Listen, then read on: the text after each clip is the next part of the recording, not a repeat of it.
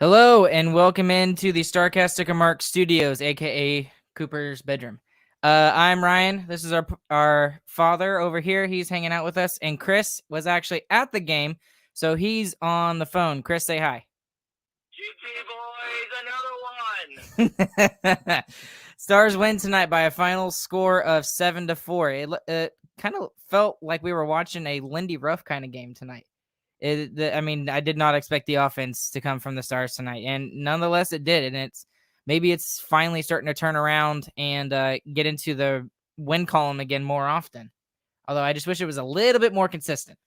Yeah, it was a scary kind of game overall. Not what you would normally expect from the Stars. Defense was lacking in some places. The Wild showed some really nice moves in some places. Otter wasn't all that solid, but good enough at times. Fun game to watch, but it was just strange, especially at the end when it just felt like we're 2 goals up and it feels like we're going to lose. What's up with that? That's not right. They pull the goalie with 9 minutes. It literally felt like we were going to lose there for a little bit, but thank goodness we didn't. And that was when we were up by 3. Yeah. It didn't make any sense. And maybe that's just because we know the Stars. We know the Stars too well. We've seen them screw stuff up. We weren't really going to lose. It's just, why can't we get it out of the zone? Really? They're not that good, are they? Yeah, they must be good. You may have to get a little closer to the mic so we can hear you, Dad. All right. Very good. Oh, that's better. There we go. That's a lot better. Okay. Hey, Chris, you were talking about the atmosphere at the AAC tonight. How was the atmosphere out there today? Oh yeah, it was crazy. It was awesome. It was like my buddy who I was with said it was like a playoff game on a Monday night. It was insane. It was super fun. Please tell me you started the "We Want Talbot" chant. I can't take credit for it. I can't. That was so awesome. The one section that was by Talbot all night did great. They started the Talbot cheers. They started the "We Want Talbot" chant. It was great. All around the stadium was just rocking. Yeah, and we're going to go ahead and, mention the obvious here before we get into the actual game. But even before the game started, it seemed like there was something going on Twitter, and all the big reporters, Elliot Friedman, Chris Johnson, Bob McKenzie, all these guys talking about the NHL and the NHLPA did agree during the game tonight to basically stop all games starting on Wednesday. So the games tomorrow that haven't already been postponed will be played tomorrow, but it's basically an extended Christmas break for the players, trying to get them off COVID protocol, trying to get them, healthy again. And so the very next game that we will see for the Stars will be the 27th, a week from today. I really hope I'm wrong, but I think it's going to be longer than that. Well, I'm hoping you're wrong too, because we have a really big plan for Monday that we haven't announced yet. But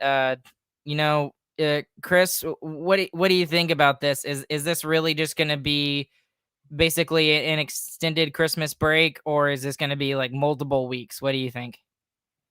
I think it'll just be an extended Christmas break. I mean, it feels way different than it did the last time the league shut down like this, when there was so much uncertainty and everything. But this time, it seems pretty obvious. All the players are vaccinated. No one's getting really sick from whatever's going around right now. So I think overall, it's going to be okay. We might not start exactly a week later, but it's going to restart in a couple. We lost Chris there for a little bit, but anyways, what kind of what we were looking at, to be honest with you, Dad, you and I kind of talked about this, was, I mean, is this really a trying to get players off of the COVID protocol list, or is it really these guys have COVID and they're out for 2 weeks because of COVID protocol if they actually test positive for COVID? Well, I mean, they got enough stuff with the border crossing, and that makes it a lot harder. Down, that they've just got what they said 15% of the players are in protocol. That's a ton right now, which is a large amount. They're starting to lose games anyway, so maybe they say, hey, let's see if we can give them a week. I think it may take a little longer than that, but I hope I'm wrong. Hopefully we'll get back and play next Monday. That'd be wonderful. Yeah, because the Stars have looked really good over the past 2 games. There's still some things that I would say that I didn't like from their play over the past 2 games, but nonetheless, they still won. And especially after a 5-game skid like that, just the fact that you go out and you win a weird game, at least for the Stars, you don't ever see the Stars score 7 goals. I think the last time they scored 7 goals was 82 games ago. I think it was the stat that I saw on. So it was literally a full season worth of games ago that the Stars last scored 7 goals in a regular season game. So I mean, if that's the way the Stars go about their business in some games, I'm okay with that. But I would. I wouldn't say that they played really well, but they keep finding ways to win. So the 2 games in a row, if it's gonna take that many goals, sure, we'll take it as long as we get W's. And we should point out that this is against a really, really good Minnesota Wild team. I didn't expect them to be, this good. I expected them to be top 3 in the division, but I didn't expect them to be this good. I was just wanting somebody to flatten Kaprizov somewhere in there just to make him pay a little bit for some of the stuff he tried. Well, man, that guy that guy dangle? It was pretty crazy. And then the puck goes right to him. Come on, really? I know, yeah. Like, what is that?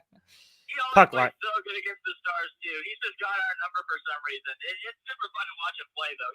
He's crazy good. Well, we didn't even see him last season at all. Well, they're talking that the last game where we lost was against them getting 7 goals was really his starter, his firecracker, and since then he's been on just a tear against everybody. So it was fun to kind of watch some of the stuff he was trying, and I just really wanted someone just to put a body on him just to make him pay a little bit. Well, and not to mention this game got a little testy in some parts. I loved Jamie Benn running in there when Hakanpää was kind of getting his face smothered or whatever, and he completely out of scene, just whoosh, just and he's like, "Screw you!"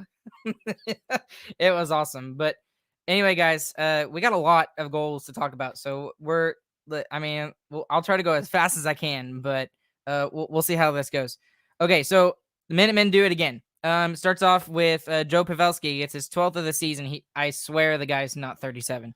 And he gets it from Robertson and Heiskanen, puts the Stars up 1-0. Simple little shot off of Talbot, and Pavelski backhands it into the open net. What a dangle, though, because the pass came into his feet on the other side of Talbot, and he grabs it, slides it around Talbot, and then tucks it in. Just whoop. I mean, if Talbot got his stick out there, that would have been blocked. But it was a great dangle, and it just looked so easy. Never a bad pass to a good player. That's the saying. It definitely holds true for that one.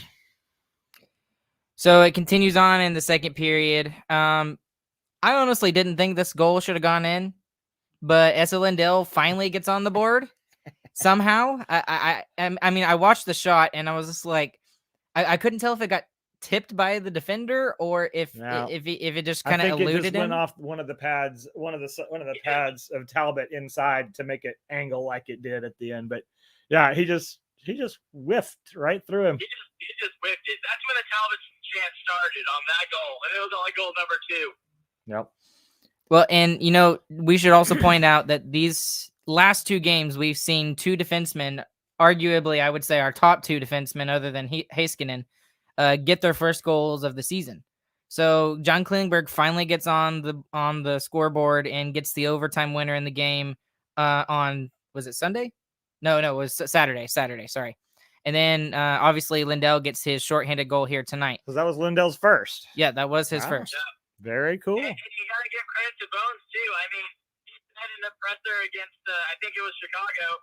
He said our defense has got to get activated more. And they've started doing it. They stepped up and they started scoring again. So that's really good to see. Great eyes by Lindell to see what was happening and jump that pass. He just jumped it, intercepted it, and then took it right back in on him. It was good. That was sweet. It was such a Lindell goal. Just great hockey sense, knew exactly where the puck was going and jumped on it. So he got rewarded by a whiff save.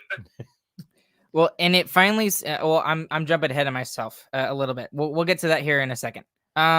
So up at this point, the Stars are up 2-0. 3.5 minutes into the first period, and the Minutemen again. I'm gonna call them the Minutemen because that's what they are. They're not the Pavs and Suns or whatever that, I think there's some poll on Twitter that Brian Ray did, and it was like the number one was Pavs and Suns, and I was like, no, Minutemen sticks, and it continues to stick. It may not be every game, but it was here tonight quick. too. That was quick. It's the majority.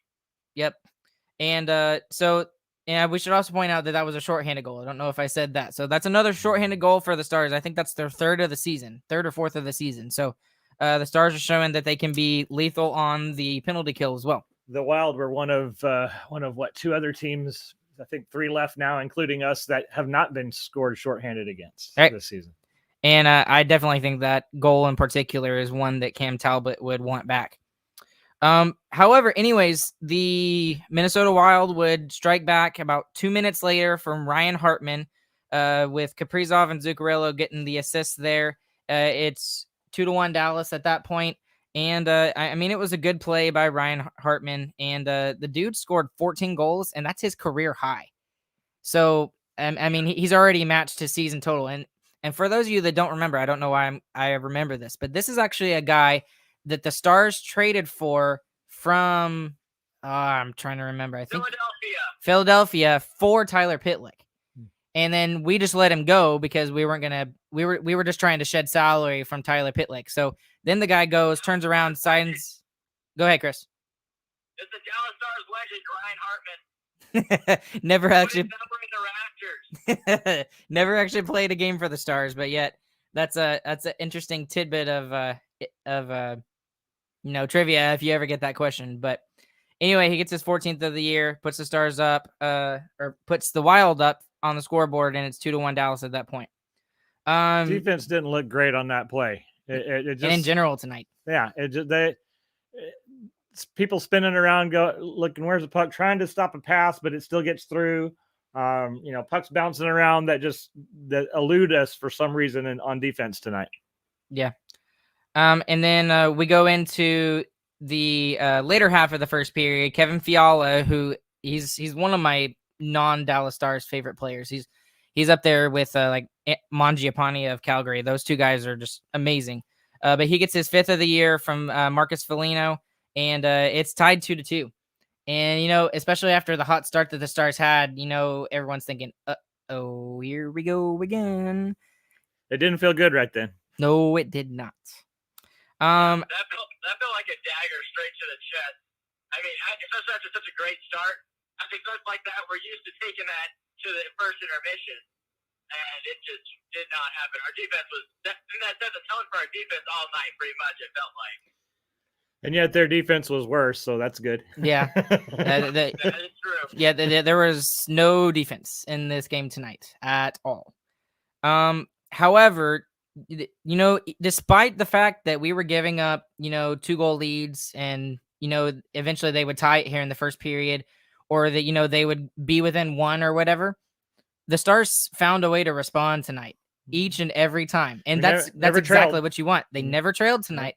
And that's because they got the first goal of the game, and they pushed it very early on in the game. And it's been proven that when the Stars get the first goal, whether it be from the Minutemen, it's normally the Minutemen, but or whoever else, they tend to win the game because that sets the tone for the whole game. It's a good mindset. Hey, we're scoring. Let's go score. Right. But and this is where I was getting ahead of myself here earlier. Tyler Seguin finally gets a Tyler Seguin-esque goal. Sniper goal. And even in the post-game interview that he did with Michelle, he said, "Hey, it's finally one that didn't go off my butt." So, it was nice. Tyler Seguin gets his 8th of the year, top corner over the glove. Perfect shot. Great shot. Good setup by Dennis Gurianov. Great pass. And Jamie Benn there. Yeah, the pass from Gurianov, just spin around drop pass was pretty cool. And, go ahead, Chris. It's a goal scorer's goal, too. And that's really what you needed. You didn't need any more of the junkie goals. You needed a goal scorer's goal to remind himself that he is Tyler Seguin and he is a great hockey player. So hopefully that will get him going and start him shooting more, too. Yeah, I was needing that, too, after the last few weeks. I've been really negative on Seguin personally. We all have. And on this podcast, we all have. It's been tough. really beginning to wonder if he's just like not fully recovered. He's not really back from injury yet. I don't think he is. What's going Something's on. nagging him. But maybe this will kick him up and get him going. I don't know. I hope so. I'm excited to see if. Well, it kind of sucks because now they have a week off. Yeah. So maybe that's a bad thing for Sagan in that case. If he's still hurting or still trying to recover, then it's a good thing. We'll see. We'll see what happens. But lots of good things from this goal in particular. We gave up a 2-goal lead. This comes back. We get the third goal. We go up 3-2, and it was quick. It was a minute and a second later, and it allows the Stars to, even though they gave up the 2-goal lead, to feel good about themselves going into the first intermission. So that's just the first intermission. 5 goals in the first period. Normally that's it for the Stars. This podcast is going to be an hour and a half tonight, guys. So, I think my phone's getting some sort of Amber Alert. Not something I expected to happen. All right, but you're still with us, Chris, right? Yeah. All right, good. Sorry about that, Chris. Okay, well, anyways, if we feel better about ourselves going into the second period, first intermission, whatever. In the second period, Rope Hintz. I mean, what can you say about the guy? He finally looked like Rope Hintz again here tonight compared to the last, week and a half when the bug's been going through the entire locker room. Here comes the pass. Let me think. Yeah, maybe I want to kick that corner. Maybe that. How about this one? Boom. Yeah, exactly. That's exactly what it looked like. Yep. That's a perfect example. It seems like that's what he feels like. He feels like he can go anywhere he wants and he can dangle wherever he wants right now, too. Because there was multiple times tonight he was just dangling through people. It was crazy. They shouldn't have let him sit there that long because he just picked it and put it, and it was great. Yeah, I mean, he is the Stars' best forward. He is the Stars' best forward right now. Yeah, I mean, Pavelski is the one that's kind of putting up the points a lot and everything, but he's the one that drives the offense for the Dallas Stars right now. When he's not in the lineup, it hurts. But anyways, yes, definitely. Well, he does get his 12th of the year. It is a power play goal, so the Stars continue with their power play streak that they've got going on. 4th in the league, and Klingberg and Robertson get the assists on that goal. And again, the Stars go up and they have their 2-goal lead. And then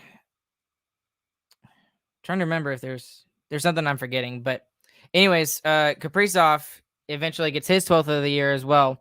And I mean, that's literally towards the end of the period, from Zuccarello and Goligoski. And at that point, it kind of looked like, again, it was like another moment. And it's like, I don't know, are the Stars going to be able to pull this off? Good to have the 2-goal lead at that point, because that would have been very different if it had been a tie game going into the break. But still having a goal, the guy made a good one. That was the one that just bounced right to him, right? Right. Yeah, I was like, come on, the puck. That'd be the luckiest goal all year. Well, it went off 3 people and right on his stick. And then he made an incredible shot. No question about that. It was a great shot. But how did it even get there? Yeah, I know. He shouldn't have had the puck, No, exactly. Hey, that's it. Follows good players, right? And it did that time for sure. Well, and everybody that says that Kirill Kaprizov is not the real deal or whatever. I know he won Calder and everything, and he's an older rookie from last year. But you can watch him and see that, this guy is a big deal. He's probably top 15, maybe 10 in the league when it comes to forwards. I'd still like to see a body put on him more. I think he might slow down a little bit if he's got some. He does have some speed to him, right? He's got some speed to him too. Yeah. So anyway, that goes into the second intermission. Stars are up 4-3, and yes, it's a 1-goal lead. But again, this is the Minnesota Wild. This is the top team in the Central Division right now. Still close. Yeah. Top team in the in the Western Conference as well, not just the Central Division. But very early on in the third period, Jacob Peterson, I almost said Jason Peterson. Jacob Peterson gets his 5th of the year from Dennis Garyanov. So Garyanov with 2 assists here tonight. So, maybe, we think of him as a sniper, but tonight he was the disher tonight. And it was a great shot. Great shot. Going against the grain. Cam Talbot never saw it. And it restores Dallas's 2-goal lead at that point, 5-3. That was a bit. Go ahead, Chris. I think for the NHL.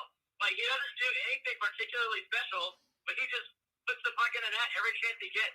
It's kind of like Pavelski in that way, where, like, you can't pinpoint exactly what he's doing right, but whatever it is, he's doing it right. He came off the bench at the right time and took the pass. Then it was a beautiful hit shot to the far side. Yeah. And it was eerie how similar that one was to the goal that that Otter let in when he squeezed the near post and let the far side in. It was it looked just like the same type of play. It was weird. Well, and I felt a lot better at that point too. So, and again, this is another big goal. This is a huge, statement from the Stars. Hey, we're not letting this game get out of hand. And we're not, throwing this game away and allowing Minnesota to run over us. And then literally about a minute later, and I don't know what the Stars seem to score in bunches, it seems like. But Mayer Heiskanen gets his 4th of the year from Michael Raffl. Michael Raffl's becoming my favorite Dallas Star recently. And I mean, someone had to fill that void with Jason Dickinson gone now. But anyway, great pass off the rush, off of a turnover. Cam Talbot actually got a piece of it, but it wasn't enough. And the Stars are up 6-3. They double up the Minnesota Wild at that point. Yeah, and that's got to be the best assist all night. I mean, it was such a skill play. It was a backhand saucer, tape to tape. I mean, Heiskanen didn't have to do anything. It was the easiest goal of his career. Yeah, especially given the goalie who was in there tonight, huh? So, and I can't put my finger on it, other than the second goal, the Esa Lindell goal, I couldn't tell if it was just a really bad night for Cam Talbot or if the Stars were just clicking tonight, or maybe a mixture of both. It's definitely a mixture because Lindell's goal has no chance. There's no way that goes in. Yeah, but our plays were good. Our passes were good. We had lots of great feeds. It could be partly that Minnesota's not playing defense very good, and so the passes were open. I don't know, but yeah, I'd say it's a mix too. And Talbot definitely was not on his game, but neither was Otger. Yeah. So well, and on the 4-on-3, Talbot was great. I mean, he stopped us from scoring multiple goals. Yeah, that's true. Against Joe Pavelski on the doorstep. Oh my goodness. That was awesome. Yeah. He was a weak candidate right there. It was amazing. That is exactly what I forgot. I knew there was something. Thank you, Chris. That was what I forgot was when it was 4-2 and Talbot put up an amazing save. Still not as good as Braden Holtby's trio of saves, but still worthy of, Razor going out of his way during the play to say something. And, when he says something during a play, that's when you know that it's worthy of a Razorism there. It was so close to going under his glove, and he just snagged it. Yeah. Macedonic. Macedonic. Yeah, that's a word that Razor likes to use. And then it would continue on in the third period. However, with literally about 10 minutes left in the period, head coach of the Minnesota Wild, Dean Evanson, says, "I've had enough of this junk." And with down 3 goals, he pulls Cam Talbot. And Dad, I'll let you go ahead into this because you were frustrated at that point. Yeah, it was. I think it was 9 minutes and 20 seconds when I was like, "Wow, that's early." But they did need 3 goals, so okay, yeah. I'm thinking, all right, here comes an empty netter. We're gonna finish this off easy and quick. Nope. How in the world? Can they control the puck for 6 to 7 minutes in our own zone? Nobody could even. We were slapping at the puck trying to get it out. It doesn't go out of the zone. There were some incredibly good keeps by the blue liners. It just was frustrating me to no end, and we just didn't. It didn't feel like we were taking our time and getting the puck out. And maybe we're just rushing it and getting flustered, but it didn't feel right. It felt wrong. And sure enough, yeah. Well, and there was a ton of puck luck for the Wild too. Yes. Every time we tried to chip it out, it just hit one of us or hit one of them. Agreed. That the way they scored the goal is someone's trying to clear it and it just goes right to Glendinnick's chest. Like, it's so unlucky. Yep, I agree. It was all that. And I didn't, like I said, the luck The luck and the bounces were just absolutely not there. But not even to get it out of the zone, though. You'd think at least we get out of the zone, but no, can't even do that. Well, the one thing that comes to go ahead, Chris. And the other thing is 6-on-5 all season long. We've looked terrible on both sides of the puck. Right. On offense, it always goes in the back of our net in like 10 seconds, and on defense, we never score the empty netter. So I was definitely not happy when he pulled him at 9 minutes. I could feel something brewing at least. Well, and the one thing that I would point out is that in the 2020 bubble playoffs, that was something we were good at. Exactly. I mean, when you think about, the Calgary Flames were about to go up 3-1. Joe Pavelski scores that goal 6-on-5, completely changed the dynamic of the playoffs for the Stars. If that goal doesn't go in, we don't make the Stanley Cup final. There's not a chance. We were a come from behind team back then, yeah. Well, and the one thing that frustrated me more than anything is, when you're as good of a face-off team as this team is, I wanted to see more shots at the empty net, right? Because exactly. Win a draw and throw it, right? I mean, that's exactly what I was hoping for, and it did not. And they kept, and they just didn't trust themselves. They were too hesitant to take an icing, and maybe that was something that that Bonus said to him or something. I don't think so. I think they were just hesitant, and they just kept chipping the puck up the boards, and they were stealing it off. And again, like Chris said, there was some puck luck involved as well. But they weren't taking shots at the net. They weren't. It wasn't like a fling it and a hope and a prayer. I mean, that would have been better than some of the things that they did. And then after you give them that kind of possession for that amount of time, sure enough, what's going to happen. And it was a beautiful goal too. I mean, it really was. And it was 6-on-4. Yeah, that's true. We got the penalty too. That's true. We got for the rest of the game after that, it seemed the refs swallowed their whistles because we didn't get another penalty back, and they were hacking and chopping at us all over the place. We were coming down the ice, but and that goal you're talking about is Kevin Fiala, second of the game, 6th of the season from Hartman. Again, that guy, it was beautiful. He must really hate the Dallas Stars for letting him go. And then Kaprizov also gets the assist on this as well. The pass from behind was sweet, and I what happened? I had to watch the replay. I went, oh my goodness, that was sweet.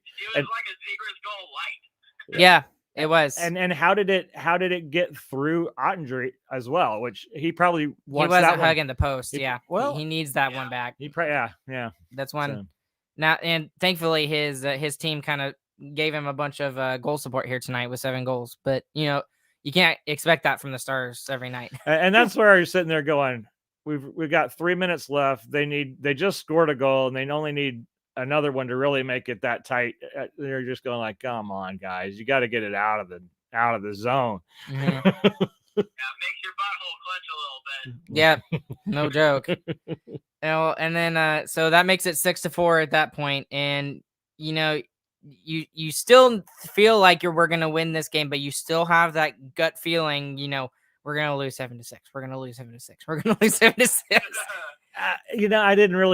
I wasn't thinking it that way. I didn't think we were going to lose necessarily. I really wasn't even thinking that far. It's just how can we not get it out of the zone? And guys, come on, just play defense. Get it out of the zone. So, and then finally, Jamie Benn, he's been good. You haven't really seen it on the score sheet as much lately with him, other than the 2-goal game he had. But he does get the empty net goal from, and then Foxa gets the assist for it. And that puts the Stars up 7-4. That's your final score tonight. And this was a Ben brothers duel again. And you know what was funny? It's so much fun to see the two of them when they're on the ice together. I only heard Jordy's name 3 times all game long. Mm-hmm. So that's about what I expected. You think we would have scored off of him twice at least? I think there was one play that was kind of attributable to him as well in the mix there. So, but no, that was nice for Jamie to get that last one, and they finally got control of the puck and made a little pass in the zone, and he just rips it right down the middle. So that was great. Oh, and we neglected to mention that Sagan had a possibility to make it a 2-goal game. Banged it off the post. That seems to be a specialty with the Stars. They like to hit the post when it's an empty net. I'm thinking at least 5 times that's happened. That's the play. That's the play I was talking about where the refs swallowed their whistle, because he was hooked 2 or 3 times as he was skating down the ice with the puck. The other guy comes running across, throwing his body across, and he finally gets the shot off, and it goes off the outside of the post. And it's like, you know. And that's when the We Want Talbot chants were the loudest. Talbot was in it, it would have gone in for sure. Exactly. Oh man, yeah, that was absolutely hilarious. Well, anyways, guys, just to throw some stats at y'all tonight. Face-off percentage 58-42 in favor of the Stars. Both didn't feel like that. Really? I thought the Stars were very good on the dot tonight. Maybe I'm just remembering that last of the third period. Yeah. So. Power plays for the Stars, 1 for 4. Minnesota, 1 for 3. Hits in the game. It was a very physical game, 23-20 in favor of the Stars. Block shots, 15-12 in favor of the Stars. Giveaways, dead even at 6. And takeaways, 3-1 in favor of the Stars. Shots on goal per period, 9-7 in favor of the Stars. 11-7 in the second in favor of the Stars, and dead even at 9 in the third period, with a final shot total of 29-23 in favor of the Stars for the game tonight.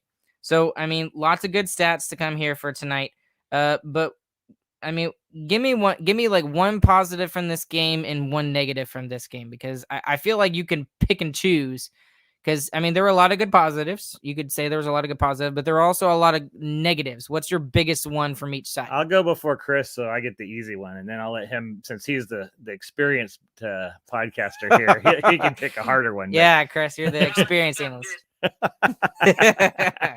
For me, obviously, goal scoring. That was wonderful. Like you said, you got Lindell on the sheet. You got Sagan sniping finally. Yeah, scoring was the best positive we had out of that. That was great.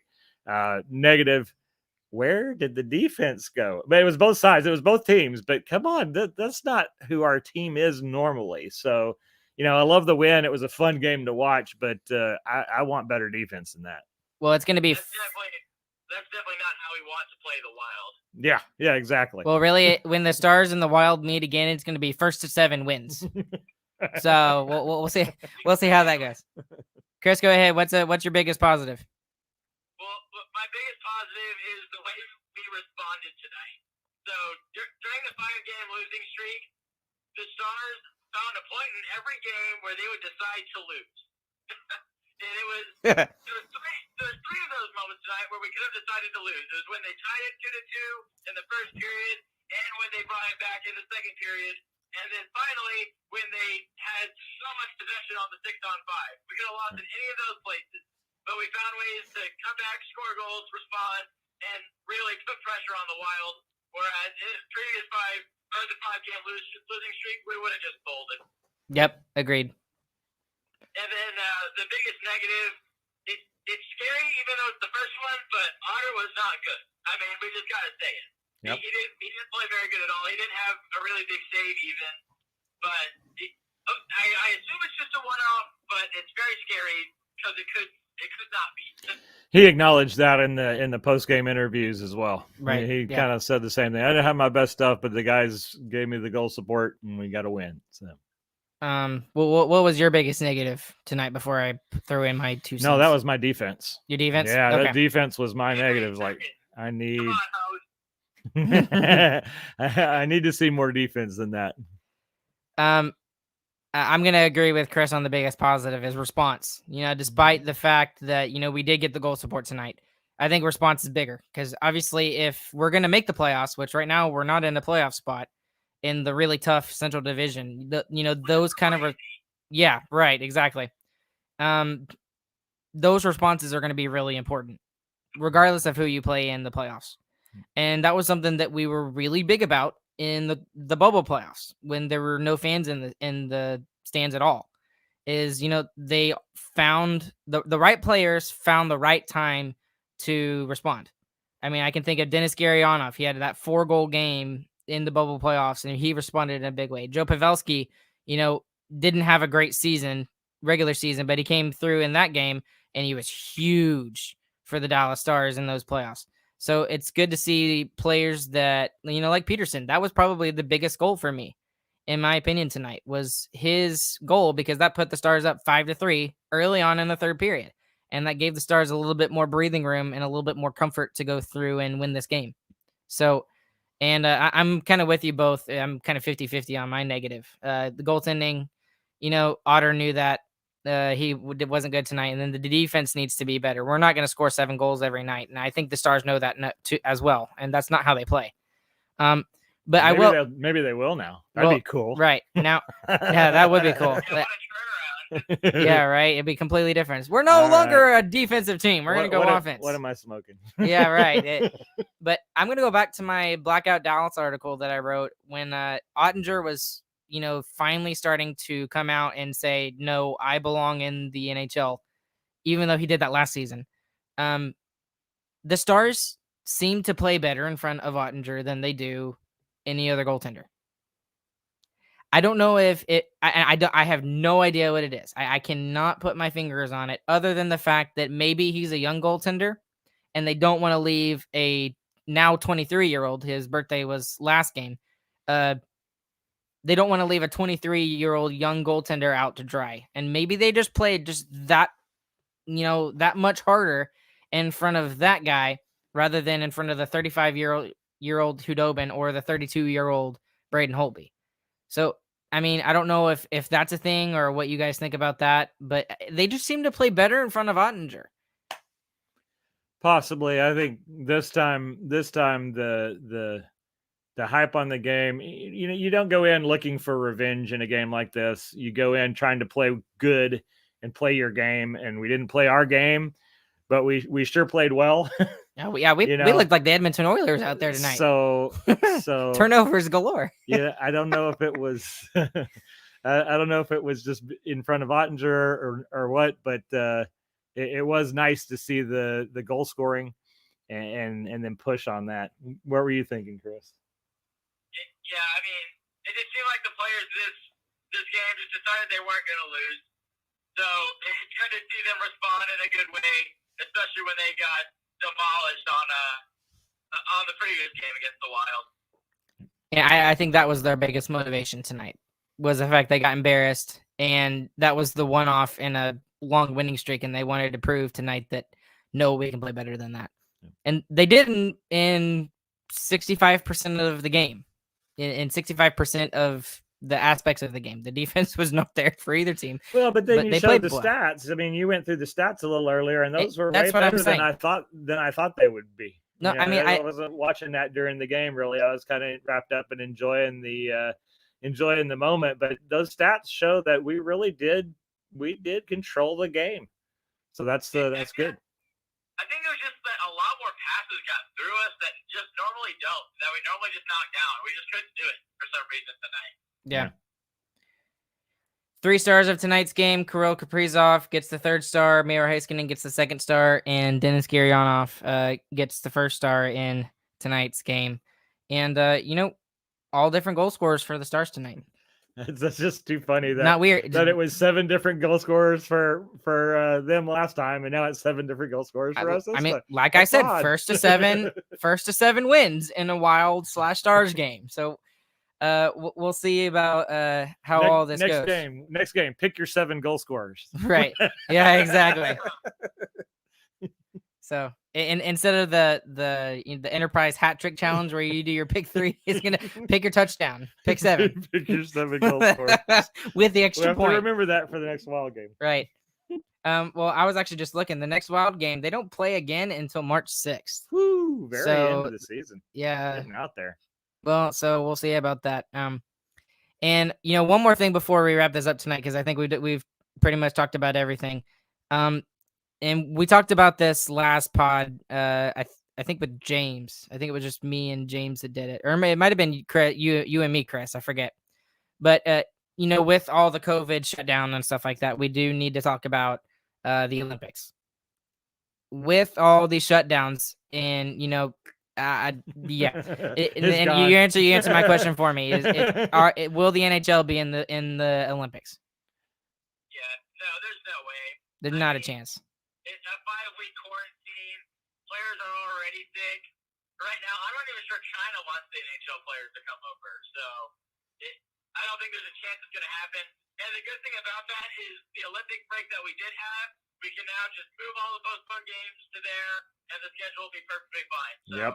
It's kind of fortunate on some level. Now, the one thing I am scared about them doing is they allow them to go anyways, but they still put the postponed games in that break. Nah. No, they won't do that. That'd be a clown show. Yeah, Well, that would not. I mean, it's specifically for the Stars. I mean, I'm thinking Team Finland.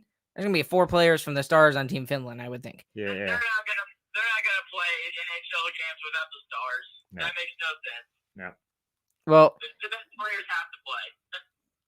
I hope you're right, and I mean, I just feel bad for players. I mean, Ovechkin, this is his last chance. This is his last chance. I mean, and it honestly, I was thinking Joe Pavelski probably would have made Team USA too. I mean, he would at least get the invite for sure. So Let's do a World Cup of hockey next year. That was way more fun. that was, you know that Team North America where they did like a young team of 23 and under players. That was really cool. I would like to see the World Cup of hockey again. So maybe we'll see that again here soon. But anyways, I just thought we'd mention that before we close out tonight. Anything else you guys want to say before we close it out? GG boys, Talbot sucks. Daddy, got anything? We want Talbot. Right. All right, guys, once again, if you'll please make sure you go and use the promo code THPN the next time you go and use the DraftKings app. That lets them know that we're the ones that sent you. We'd really appreciate it. They do a lot to support not just us, but also the whole network. And they allow us to do this stuff for free and also get a little bit of money on the side. So we do appreciate them for doing this. We will be back with you guys at the latest on Monday with the game against the Nashville Predators, although that game may also be canceled because Nashville is currently completely shut down before they even did the whole shut down everything for the Christmas break. So we'll see if that game happens. If not, we might be with you before then and just do like a fun episode, do something random. I don't know.